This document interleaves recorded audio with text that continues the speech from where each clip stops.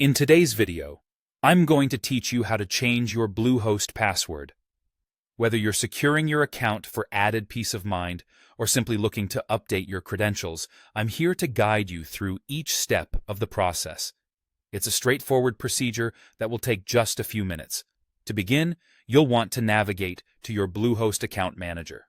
You can do this by opening your web browser and heading over to the BlueHost website. Once you're there, log in using your current credentials. Ensure that you have these handy, as you'll need them to access your account's settings. Logging in is your first step toward keeping your account secure. Once inside your account manager, direct your attention to the top right corner of the page. Here, you'll find your profile icon. Go ahead and click on this icon to open a drop-down menu. This is where you'll manage your profile and make necessary changes to your account settings. From this menu, you'll need to select the option labeled My Profile. This is where you'll find all the vital settings related to your personal and login information. Inside the Profile section, you should see a category titled Login Credentials. This is the area we need to focus on in order to update your password. Look for the Change button within this section and click on it. You'll be prompted to update your current password to something new. Now, it's important to create a password that is both strong and unique. A secure password greatly contributes to the safety of your account. BlueHost has a few specific requirements for this. First, your new password must be at least 8 characters long.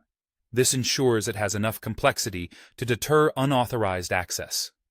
Additionally, you'll need to include an uppercase letter, a lowercase letter, a number, and at least one special character. This variety makes your password much more difficult for potential intruders to guess or crack.